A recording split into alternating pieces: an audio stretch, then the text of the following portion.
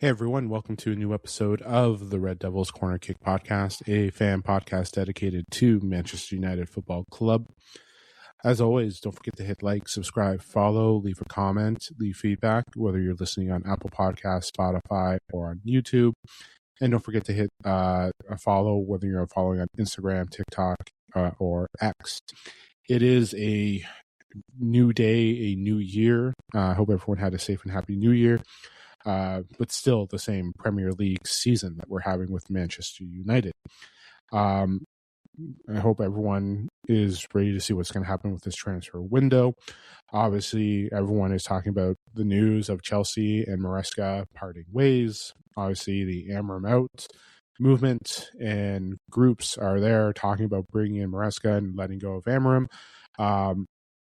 As always, I am still Amorim in. I'm still believing in this manager. I'm still believing in the project. Yes, we are aware of the owners.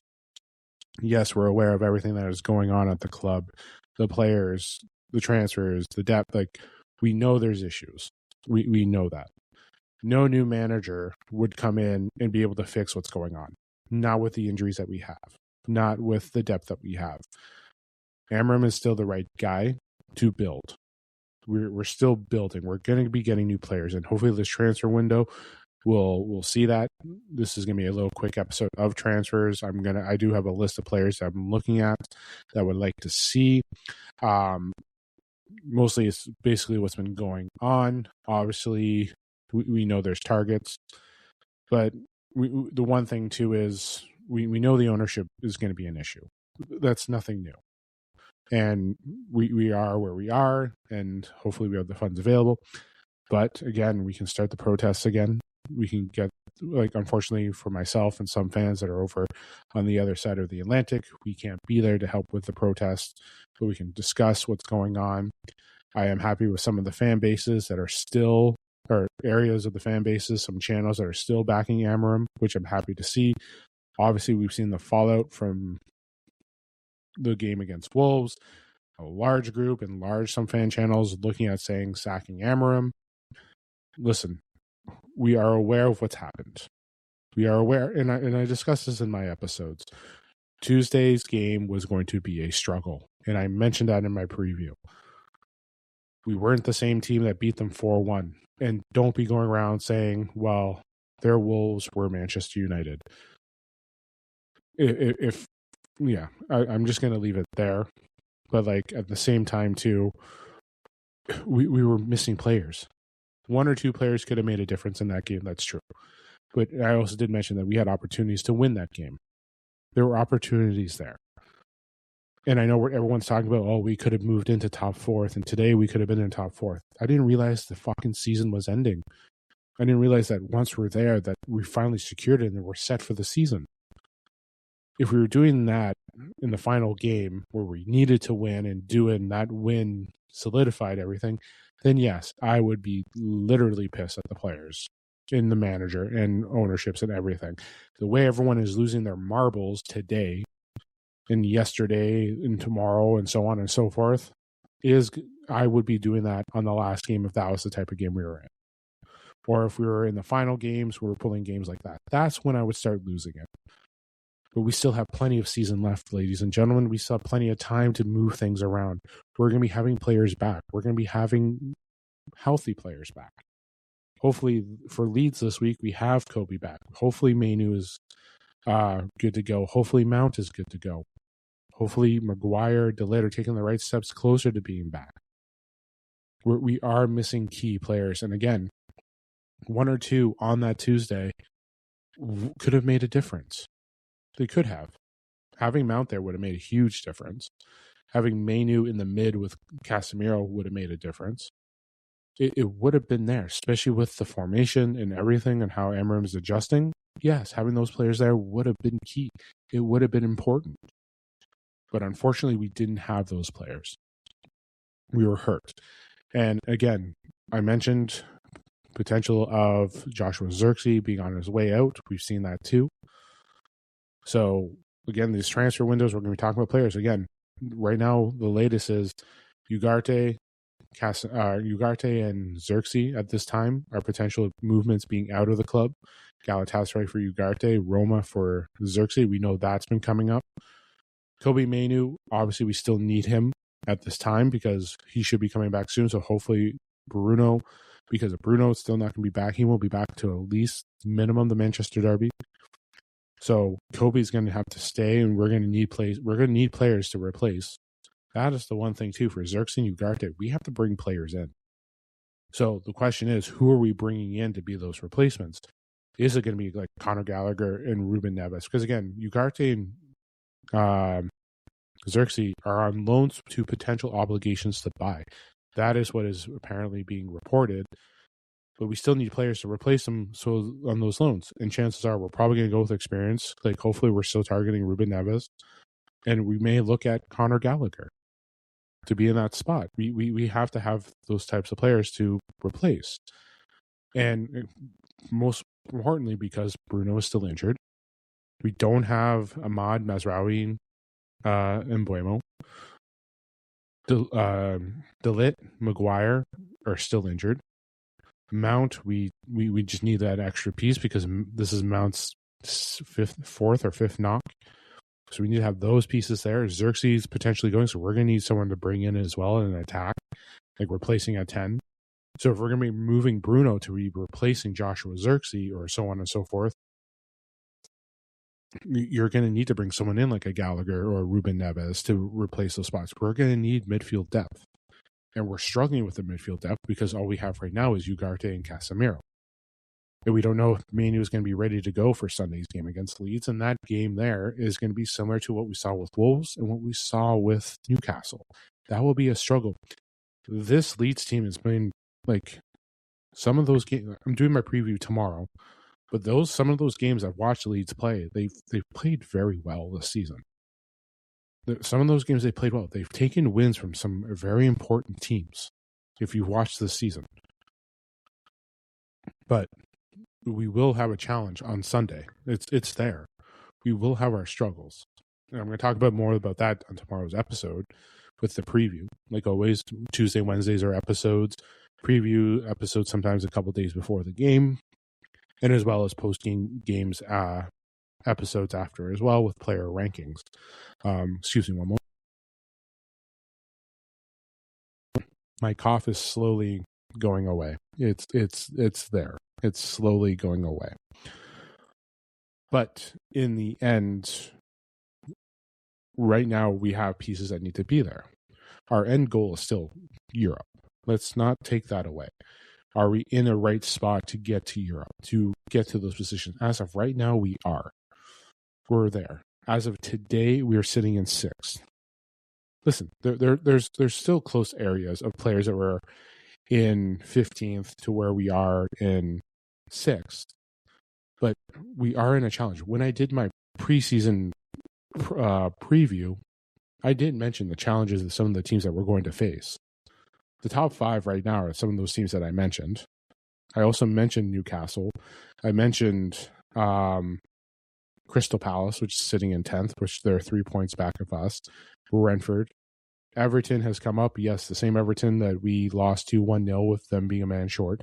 Sunderland, who is having a decent season, which is just 1 point back. They drew against City today. So obviously we have competition. And I mentioned that. Like, just to be in the top half is going to be a challenge. It's true. And we can say we're Manchester United till the fucking cows come home.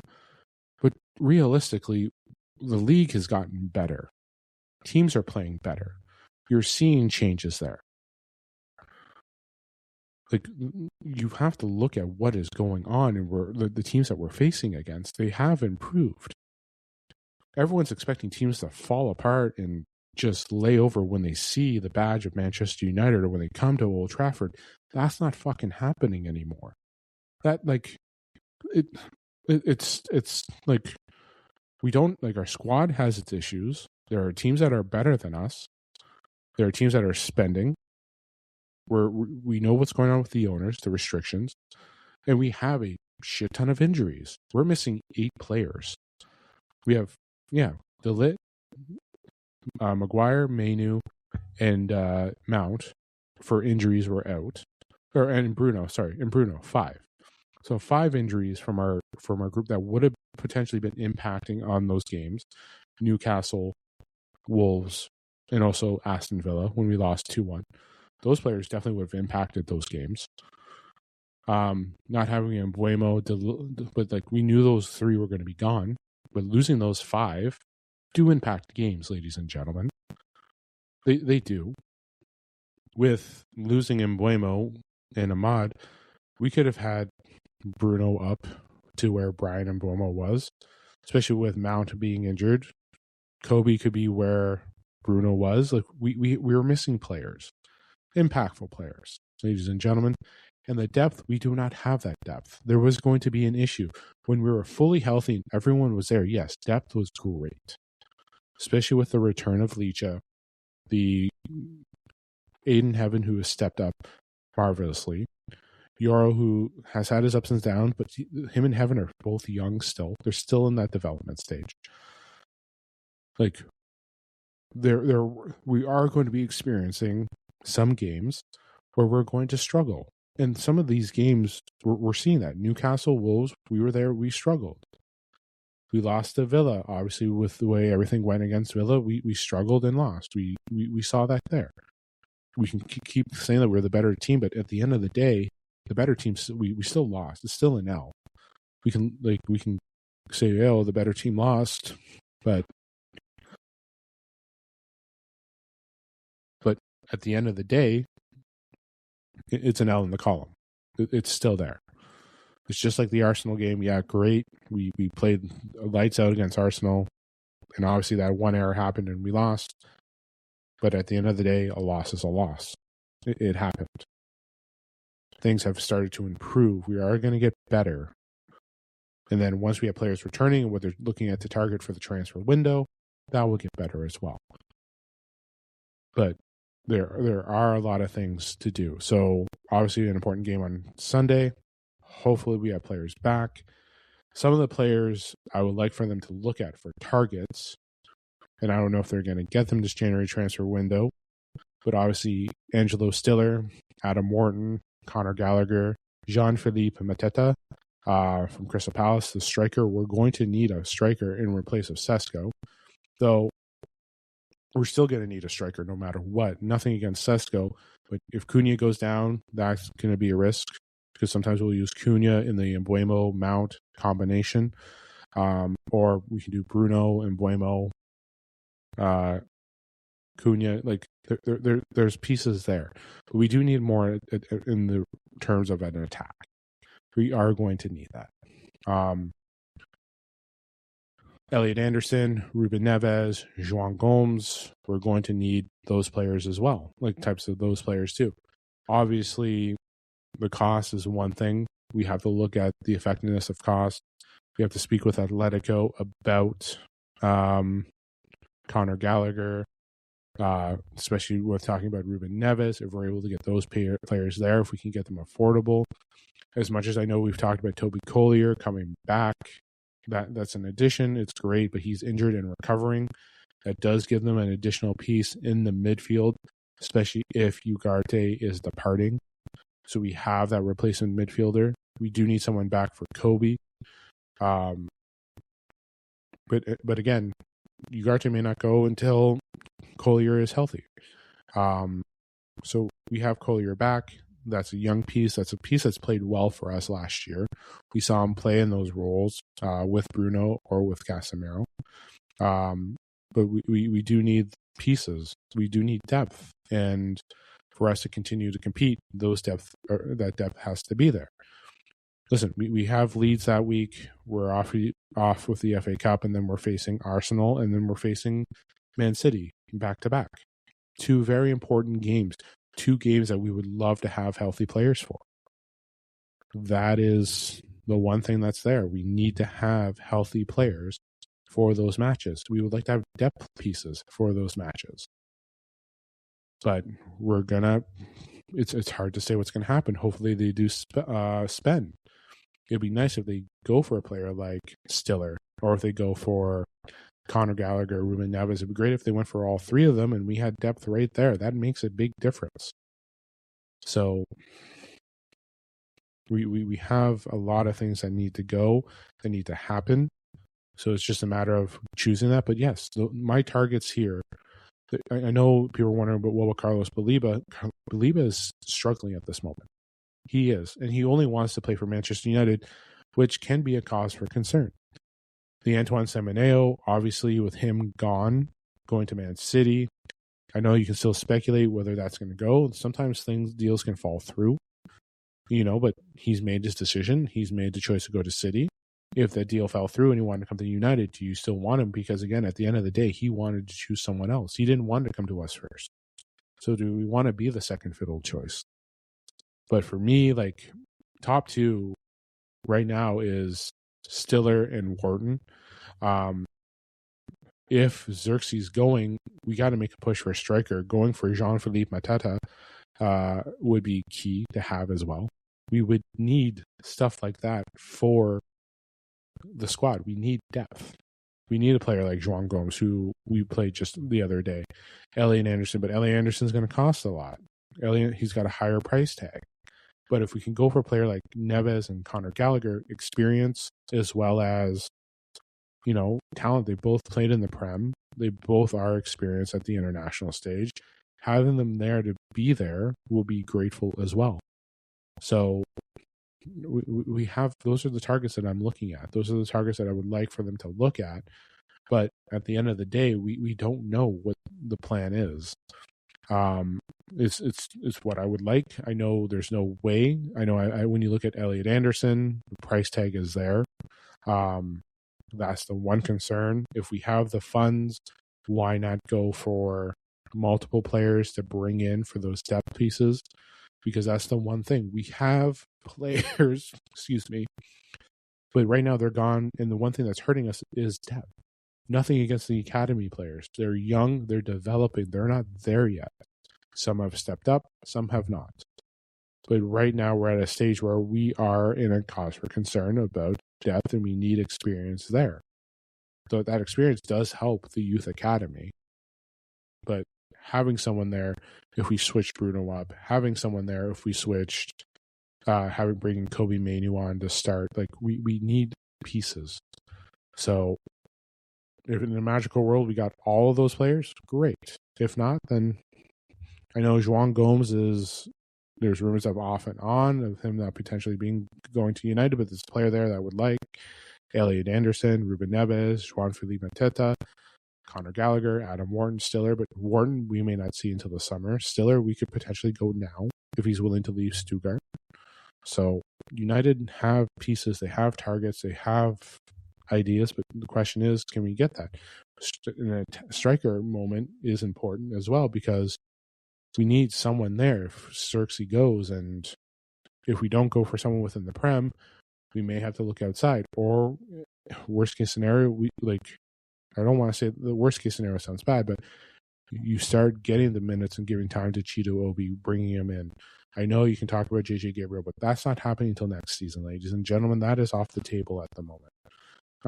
We may see him in the FA Cup, but I think at this time, right now, it's a matter of building depth and getting everything going. We have an FA Cup next week against Brighton. That's an important match too. So we have to start getting everything there. I know there's the talks of Marcus Rashford not going to get picked up from Barcelona. Do they maybe experiment about bringing him back? I don't know, because the damage is already done between him and Amorim. Rashford is aiming to leave. He definitely looks for a new change. He's mentioned that. So, but I don't think bringing him back would be the right choice. So, obviously, they have someone for Ugarte and Toby Collier, but they still have to bring other pieces in. So, looking at that too, and would they go near the end of the city or at the end of the transfer window to bring someone last minute? I hope not.